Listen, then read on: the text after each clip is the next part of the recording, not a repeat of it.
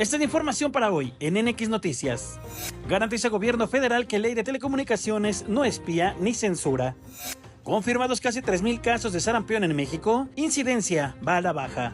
Toma de rehenes en un gimnasio de la Ciudad de México, el agresor fue abatido. Retira la Fiscalía de Nueva York cargos por narcotráfico contra Ovidio Guzmán. Senado de Estados Unidos aprueba plan fiscal y presupuesto de Donald Trump.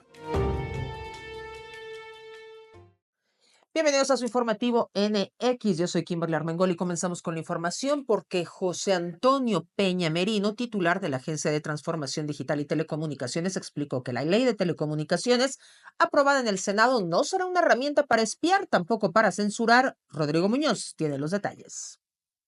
Kim, amigos de NX Noticias, un gusto saludarlos. Bueno, esta mañana durante la conferencia de prensa aquí en Palacio Nacional, la presidenta Claudia Sheinbaum volvió a llamar a Pepe Merino, el director de la Agencia de Transformación Digital, para que explicara y reiterara los detalles sobre la ley de telecomunicaciones, que bueno, en este caso, repiten, no es ni para censurar ni tampoco para espiar a los mexicanos. El titular de la agencia, bueno, nos aclaró algunos puntos importantes sobre esta ley, como los artículos 182 y 183, donde se establece pues que sí tiene que haber una colaboración con todas las instancias y de seguridad y que brinden procuración de justicia para las y los mexicanos. Sin embargo, esto no significa que se esté espiando a las y los mexicanos. Repito, es simplemente un acuerdo en el cual si el Ministerio Público está persiguiendo un delito, bueno, pues en este caso tiene la facultad de poder pedirle a alguna empresa que sea dueña de alguna línea telefónica, pues los datos sobre un usuario que esté vinculado pues con este presunto delito. Esto se tiene que demostrar con pruebas fehacientes por parte del Ministerio Público para que entonces la compañía en cuestión dé datos extras sobre este individuo. Pero repiten, esto no se trata de censurar a los medios de comunicación ni tampoco de espiar o seguir a cualquier mexicano o cualquier ciudadano. Esto no ocurrirá así. Y bueno, el día de hoy estuvo aquí Pepe Merino para dar cuenta de todos estos detalles y obviamente él invita a que los mexicanos consulten la ley en su totalidad y revisen detalle a detalle lo que se establece, los cambios que propone y por supuesto las limitantes de la ley. Sin más por el momento, regresamos con ustedes al estudio, pero nos mantenemos muy al pendiente de lo que surja aquí en Palacio Nacional. Y a partir del 7 de julio va a comenzar la reapertura gradual de los puertos para el paso de ganado, así lo anunció el Departamento de Agricultura de Estados Unidos. Esto se realiza tras haber sido cerrado el comercio pecuario por la plaga del gusano barrenador. Y al respecto, la presidenta Claudia Sheinbaum celebró la reapertura de la frontera, al igual que la contención exitosa de la plaga del gusano barrenador. Pero por lo menos ya hay un primer acuerdo y seguimos trabajando con ellos para poder acelerar que sea mucho más rápido. Su argumento es que quieren abrir primero para ver cómo se comporta el tema del gusano barrenador. Les hemos insistido en que pues está contenido esta plaga, esta situación para el ganado y está particularmente en algunos lugares del sur del país que no ha llegado al norte. Pero bueno, lo importante es que ya hay un acuerdo de cómo se va a abrir.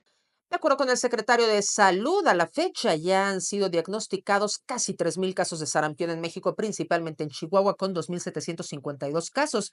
Sin embargo, la incidencia va a la baja. Con la evolución de este brote, deseamos tener algunas medidas adicionales.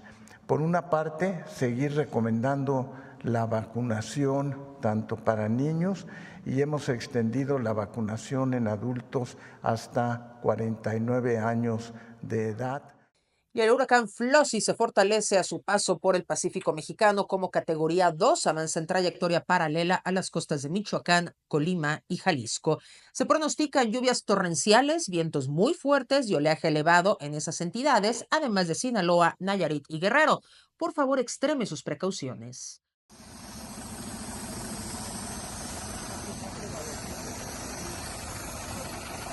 Y angustia y terror en un gimnasio de la colonia San Juan de Aragón en la Ciudad de México. Un sujeto armado tomó como rehén a un instructor de ese lugar, reclamaba un despido injustificado. En la discusión sacó una pistola.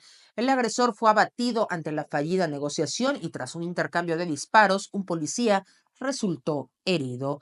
Sobre este caso, la Fiscalía de la Ciudad de México confirmó que el presunto agresor exigía 600,000 pesos para liberar a su ex socio del gimnasio que originó esta disputa.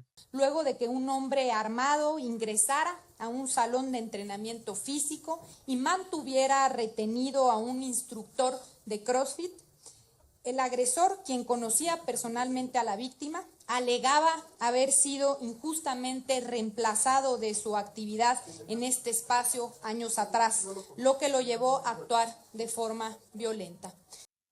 Tras meses de negociaciones, Ovidio Guzmán se declara culpable por el delito de narcotráfico ante una corte de Chicago. Lo va a hacer el 9 de julio. La Fiscalía de Nueva York retiró los cargos contra el hijo del Chapo y el objetivo de Guzmán López, alias El Ratón, es evitar duplicidad de procesos. Y por lo menos 8 muertos, 2 lesionados dejó un accidente en la carretera federal número 45 a la altura de Sombrerete, Zacatecas. La colisión entre un tráiler y una camioneta de pasajeros causó la tragedia y el cierre total de la circulación de esta autopista. Autoridades levantaron los cuerpos, dieron atención a los heridos, pero aún se desconoce la causa del accidente. Y en el tema de movilidad, las personas fallecidas por hechos de tránsito aumentaron 26.1% del primer trimestre de 2020 al mismo periodo de 2025, destacando las muertes de motociclistas. Eunice Cruz tiene todos los detalles. Kim, te saludo con gusto y a toda la audiencia. Así es, de acuerdo con el reporte trimestral de hechos de tránsito de la CEMOVI, en el primer trimestre de 2020 hubo 88 muertes por hechos de tránsito y en el mismo lapso, pero de este año se registraron 111. Destacaron las muertes de motociclistas al registrarse 54 del total de las 111 muertes. También 33 fueron de peatones, 16 de pasajeros, 6 de conductores y 2 de ciclistas. De acuerdo con el informe, los fines de semana fueron los días que más se registraron muertes por accidentes viales. Durante los primeros 3 meses de este año, hubo 25 fallecimientos en sábado y 27 en domingo. Los lugares con alta concentración de hechos de tránsito fatales ocurrieron en distintos puntos de la capital, como Anillo Periférico, la Calzada Inés de Zaragoza, Eje 3 Oriente, Circuito Interior y Eje Sur 5, por mencionar algunos. Volvemos contigo. Y vamos con las breves nacionales. Los Alegres del Barranco obtienen suspensión condicional en su proceso por apología del delito, ofrecerán pláticas y donarán dinero. La Cámara de Diputados aprobó CURP con datos biométricos, incluirá fotografía y huella digital. La Ciudad de México vivió el mes de junio más lluvioso desde 1968, se acumularon 337 millones de metros cúbicos de agua. El general Francisco Leano Ojeda toma protesta como nuevo comandante del ejército mexicano.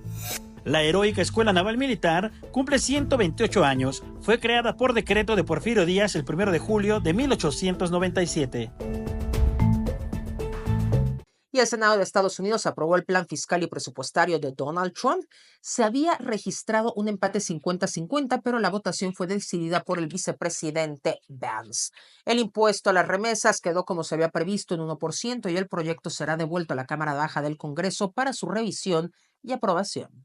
Y continúa la guerra verbal entre Elon Musk y Donald Trump. Las acciones de Tesla, propiedad del magnate, colapsaron 6% en lo que va del año, acumulan una pérdida de 20%. Musk aumentó sus críticas al proyecto del republicano, pues afirma que va a eliminar empleos y pondrá trabas a industrias emergentes. Por su parte, Trump criticó los subsidios para los vehículos eléctricos. Y también Donald Trump inauguró una nueva cárcel, un centro de detención para migrantes en Florida rodeado de caimanes y serpientes. Fue construido en una semana. El centro penitenciario busca disuadir los intentos de fuga de futuros internos y el mandatario comentó que los reclusos deben aprender a huir de un caimán si intentan escapar. Un chiste que no fue gracioso. Y bueno, los demócratas dijeron que es una política despiadada. La Junta Nacional de Seguridad en el Transporte de Estados Unidos presentó un reporte preliminar sobre el choque del buque escuela Cuauhtémoc en Nueva York. Zarpó el 17 de mayo sobre aguas tranquilas. Sin embargo, durante las maniobras para salir del muelle, empezó a aumentar su velocidad. A las 8 de la noche con 24 minutos impactó contra el puente de Brooklyn y siguió su trayectoria hasta topar con el malecón. Se realizaron pruebas de alcohol, drogas a los pilotos y al capitán con resultados negativos. Y el peso mexicano se apreció fuerte frente al dólar por séptima jornada consecutiva. La divisa nacional tocó su mejor nivel desde agosto al cotizarse en 18 pesos con 74 centavos. En contraparte, sigan a la baja el envío de remesas a México. En mayo reportaron un descenso de 4.6%. Y este 1 de julio inició la dispersión de apoyos del bienestar correspondiente a los meses de julio y agosto. 15.9 millones de personas recibirán el pago por concepto de pensión de adultos mayores, mujeres del bienestar, pensión por discapacidad, madres trabajadoras y Sembrando Vida. La inversión total para este periodo es de 89.600 millones de pesos. Vamos a las finanzas y la economía con Juan Sebastián Musi. Kim, qué gusto estar contigo. Pues sin duda empieza un nuevo reto, un nuevo semestre. Termina el primero y realmente es curioso ver cómo los mercados se han comportado a pesar de que pues realmente los problemas arancelarios siguen ahí vivos todos. El primer trimestre fue muy malo para mercados, el segundo no lo fue tanto. También siguen ahí vivos los conflictos geopolíticos, pero no solo eso, Kim, se suma uno nuevo, el de Irán e Israel, que si bien está en una etapa de cese al fuego, pero bueno, ahí está vivo. Empieza esta segunda mitad del año e insisto, será fundamental seguir monitoreando estos temas. Primero, cómo acaba Estados Unidos con los planes tarifarios o de impuestos con respecto al mundo. Segundo, ver si alguno de estos conflictos geopolíticos finalmente se logra un cese al fuego definitivo. Y tercero, también el actuar de la Reserva Federal y de las tasas de interés, que evidentemente hoy están viendo a la inflación tanto en Estados Unidos como en México en la parte alta. Mientras tanto, el dólar sigue débil y su cotización sigue en torno a 18.70, 18.80. Muchas gracias, Kim. Y ahora Velati nos trae los espectáculos. Muchísimas gracias, Kim. Los saludo con mucho gusto y estas son las noticias más relevantes en espectáculos. Beyoncé detiene su show por falla técnica en Houston durante su concierto del 29 de junio. La cantante estadounidense detuvo el espectáculo al notar que un Cadillac que se encontraba suspendido sobre el techo del escenario comenzó a inclinarse peligrosamente. Beyoncé se sujetó de un mástil de bandera y logró descender ilesa. La escena se volvió viral en redes sociales y Parkwood Entertainment aclaró que se trató de un fallo técnico sin heridos. La prensa internacional aplaudió su profesionalismo y ella misma le dijo a su público que si alguna vez se cae, ella sabe que la van a atrapar. Y les cuento que Carla Sofía Gascón fue excluida de la Academia de Hollywood. Aunque la actriz fue la primera trans nominada al Oscar por Emilia Pérez, Carla no fue incluida entre los 534 nuevos miembros de la Academia de Hollywood. En entrevista con F, confirmó que no ha recibido ninguna invitación, aunque expresó su deseo de formar parte de este evento. La prensa señala que antiguos mensajes polémicos en redes podrían haber influido pese a su histórica nominación.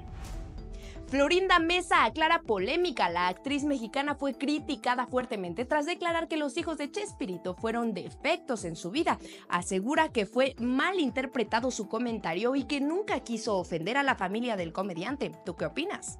Y estas fueron las noticias más relevantes en espectáculos. Regreso contigo del otro lado del estudio, Kim. Y ve, un padre se lanzó al mar para salvar a su hija luego de que ésta cayera desde la cubierta de un crucero de Disney cuando el hombre intentaba tomarle una fotografía. Ambos fueron rescatados con vida tras permanecer 10 minutos en el agua. El crucero, con capacidad para 4,000 personas, regresaba a Florida tras un recorrido por las Bahamas.